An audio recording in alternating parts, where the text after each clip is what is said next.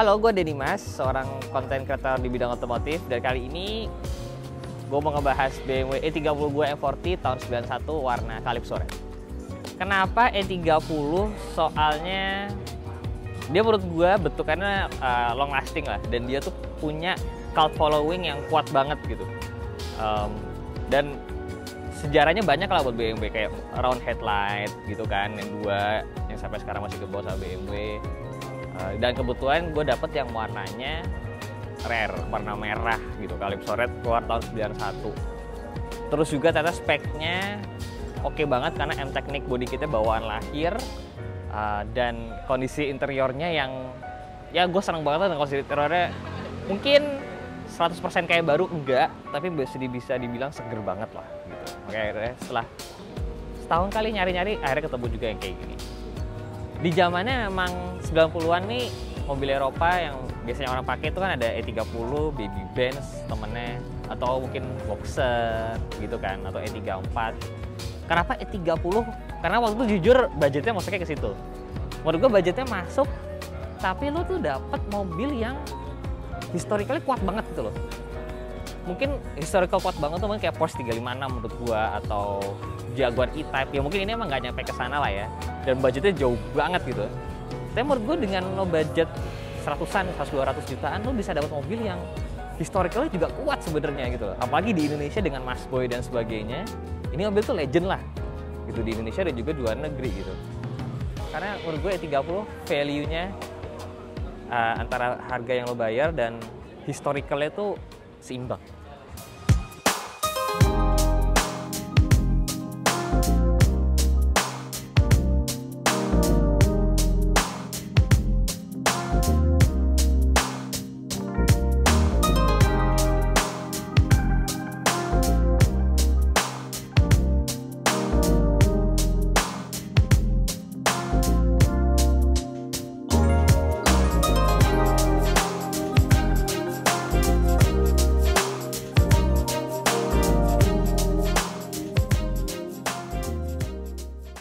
Jadi sebenarnya kalau boleh cerita, gue tuh nyari E30 awalnya tuh buat istri gue.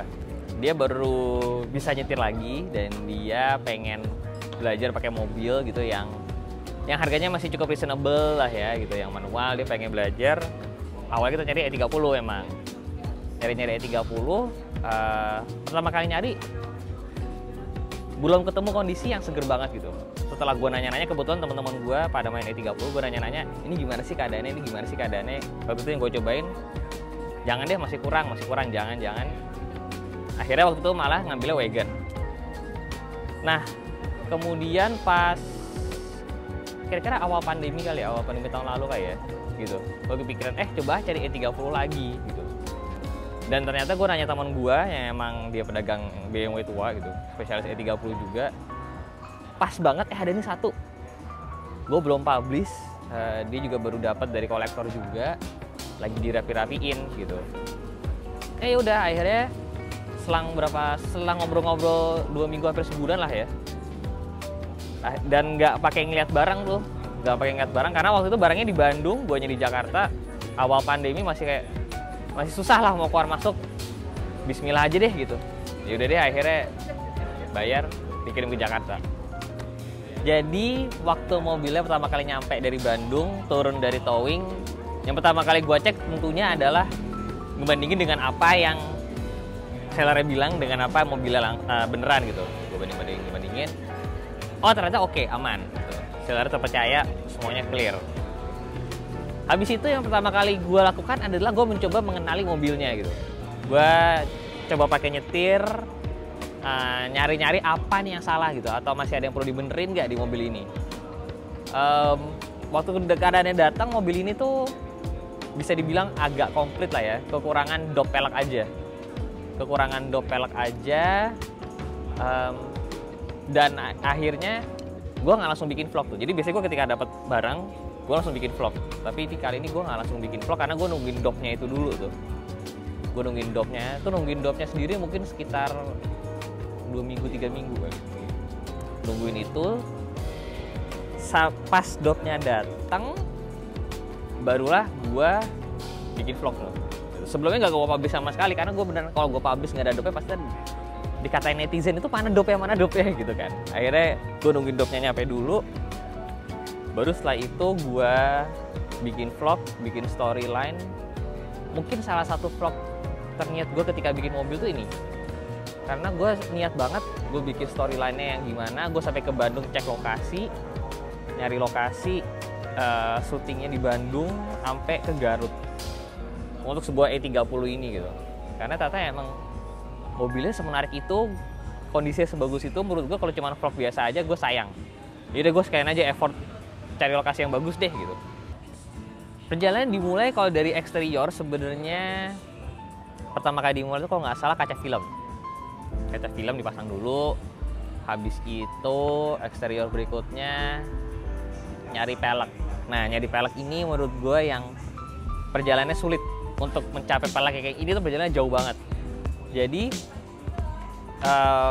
mobil ini tuh datang dengan pelek BMW Z1 yang memang opsinya tahun 91 BMW E30 tuh di offer 3 pelek standar atau bottle cap 14, BBS RZ atau Style 5 yang ini 15, terakhir yang 16. Nah, ini datang dengan yang 16 inci. Nah, kemudian mimpi gua adalah ngebangun ini OEM kayak katalog banget, katalog M Teknik. Karena udah kadung full body kit.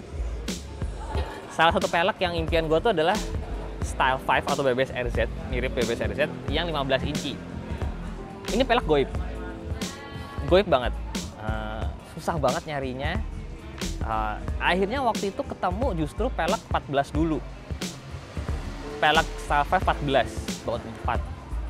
Nah, akhirnya ketemu ini juga, gue dapat kondisinya ya oke lah gitu. Akhirnya gue repaint. Itu menarik tuh, gue dapet pelek, waffle, sama dop. Itu gue dapetnya pisah-pisah. Karena emang peleknya susah deh. Dapat peleknya dulu ya udah. Kemudian dapat waffle-nya dulu, kalau bebas ada waffle-nya, dapat lagi. Habis itu nunggu lagi, cari lagi dopnya. Dop tuh lambang di tengahnya itu. Udah dapat, baru semua di repaint, baru dipasang.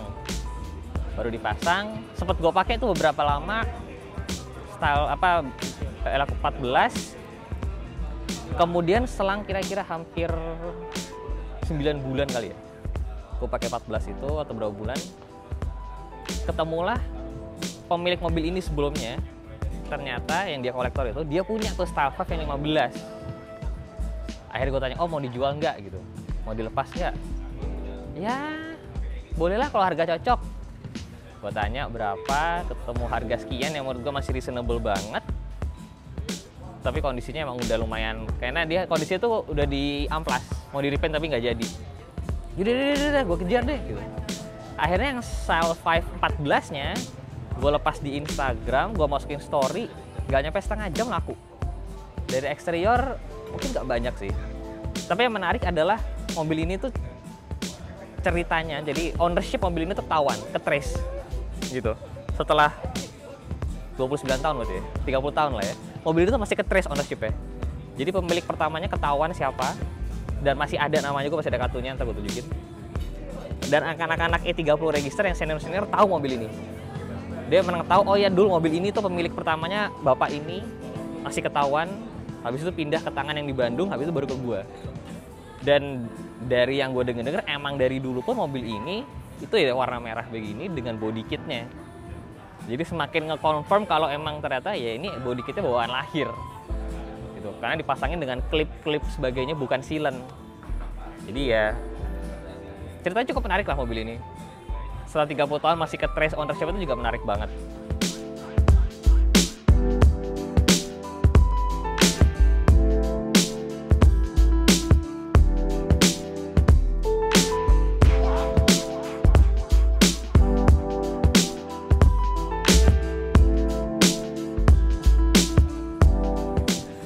Kalau dari interior, mobil ini keadaan bawaannya ketika gue dapet itu masih, ya teman gue yang bilang ini bagus banget gitu. Jok-joknya masih mulus banget gitu, masih mulus banget. Terus ada E30 tuh bulu karetnya, karet monyetnya, bulu monyet atau apa sebutannya yang dikeliling itu masih bagus banget. Bisa lo beli baru sebenarnya, cuman kualitasnya nggak sebagus yang bawaan mobilnya. Ini masih bagus banget. Karpet dasarnya masih bersih, dashboard juga masih bersih. Ada satu hal yang nggak bisa kita kasih lihat di video, itu baunya. Aroma BMW E30 tuanya itu masih kecium di mobil ini. Dan itu yang biasanya susah didapetin, karena kalau udah lo ganti karpet dasar, ganti jok, ganti apa, biasanya akan hilang tuh baunya. Dan ini masih kecium banget. Itu salah satu reaksi orang kalau ketika lihat kayak, wah gila, baunya masih ada ya gitu. Yang menarik juga ada, jadi E30 ini di bagasi itu ada semacam kayak kompartemen gitu, atau kayak dia buat bikin rapih lah bagasinya. Itu bukan aksesoris part number, tapi juga amit-amit nyarinya susahnya. Plastik doang, nggak part number tuh harganya berapa juta gitu sekarang. Dan itu gue nemunya di Kampakan di Jerman. Ya, melalui teman gue yang ternyata punya koneksi ke Jerman, bla bla bla bla. Jadi emang melalui E30 ini gue belajar cukup banyak sih. Malah dapat banyak banget koneksi akhirnya.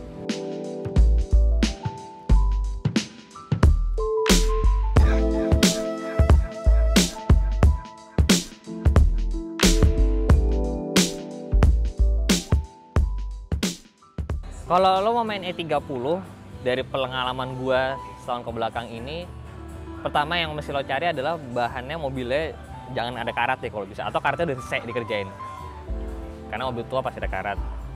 Interior, kalau gue penting banget interior, cari interior kalau bisa sebagus mungkin, semulus mungkin, karena interior itu mahal. Interior itu mahal, dia beneran semahal itu. Terus kalau dari bagian mesin, mobil ini sebenarnya cukup aman sih. Paling yang perlu dicek cuman AFM-nya doang. Sisanya selain itu masih cukup oke. Parts-partsnya BMW E30 masih bisa dicari lah. Nggak yang kayak super rare, super mahal sih sebenarnya enggak. Masih bisa dicari, cuman emang mungkin kadang-kadang butuh waktu. Dan main-main aja sama komunitas, karena udah di situ sumber informasi semua tentang E30, rasio apa dan sebagainya. Paling bener tuh ada di komunitas E30 Register.